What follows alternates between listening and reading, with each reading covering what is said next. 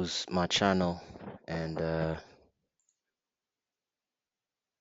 who listens and really dives deep into the chats that we have, me and you as the people, know that I'm a big fan of anime and I understand that anime resonates with the godness and the consciousness and the life that is the spirit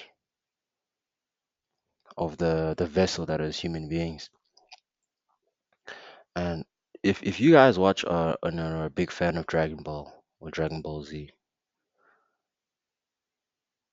the reason why Vegeta is the most mentally strong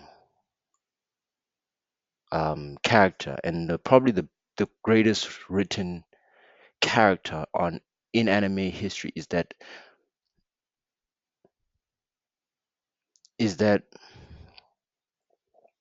he had lost so much after a tragedy, but had still created enough self-belief to become a god. So now, for those who don't know the story, Prince Vegeta, son of King Vegeta of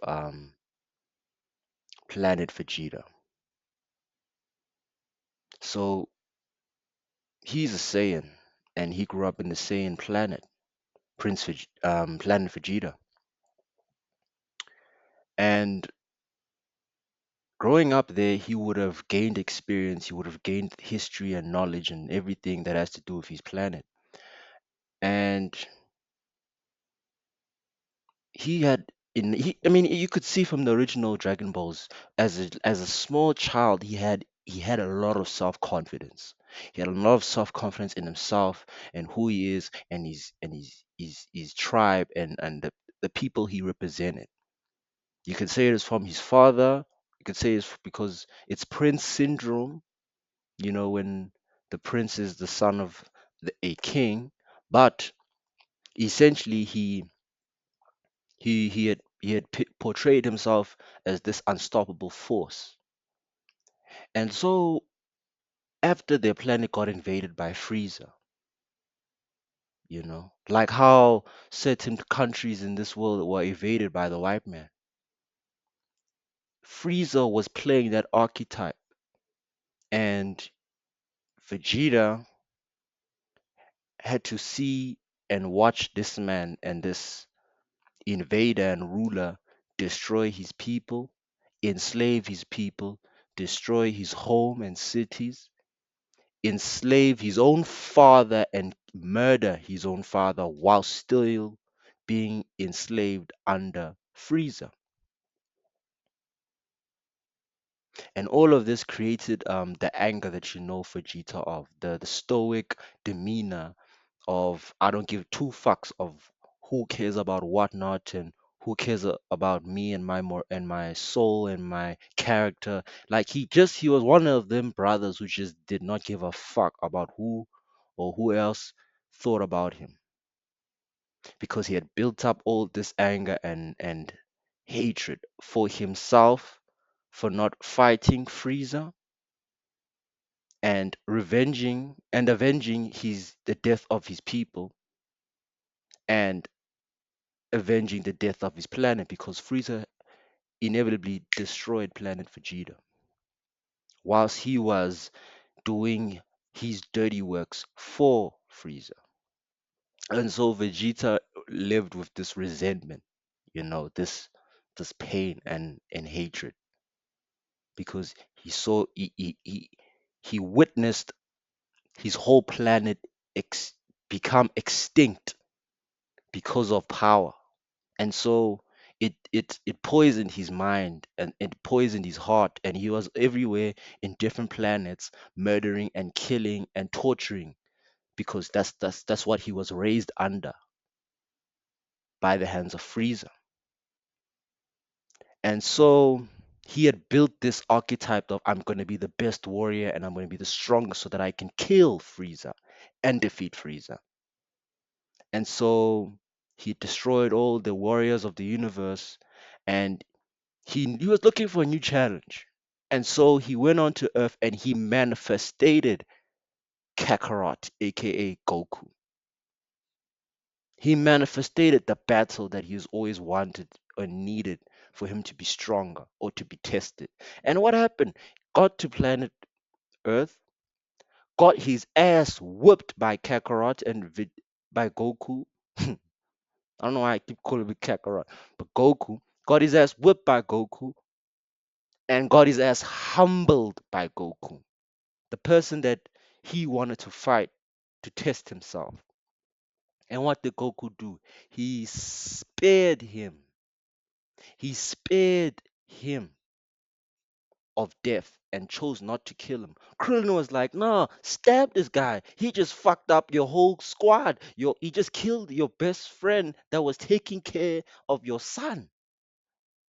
But Goku did not grow up with the same hatred and resentment and anger as did Vegeta.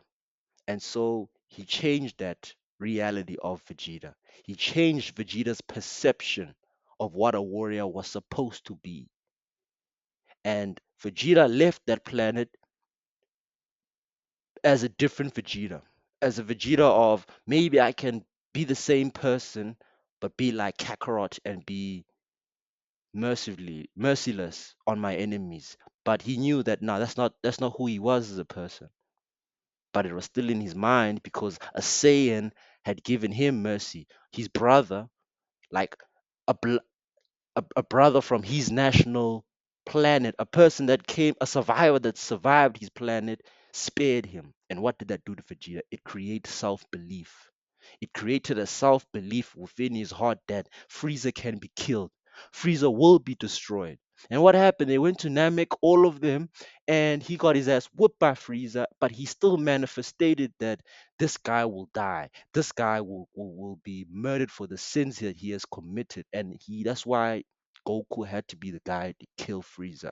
And he knew that Goku would be the guy to kill Frieza. Of course, it created enough resentment and doubt within himself because it wasn't him to avenge the his species and his planet. It was Goku who avenged him. But it still created a self belief within himself that he can be as strong as Goku. He can be as strong as this guy who took my place to avenge the deaths of my people. And so this is how powerful we are as gods. We can create self-belief after tragedy to create and make ourselves unbreakable and unstoppable. And what happened after that? He ascended. He ascended to become a Super Saiyan. And the rest is history. Because this man, this great prince, believed that he can change the outcome of his past reality and his past life. And he created himself to become a super god, where he became a father, where he became a strong husband, where he became a strong ally and friend to his great nemesis, quote unquote, who was Goku.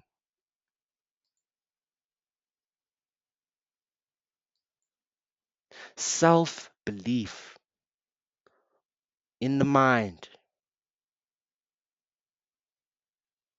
With that, you can go through any shit and any harmful memory or spirit that you went through in life. Self belief after tragedy. Think about Prince Vegeta, King Vegeta. Think about the Saiyans. Think about Goku. Self belief they had. Yeah.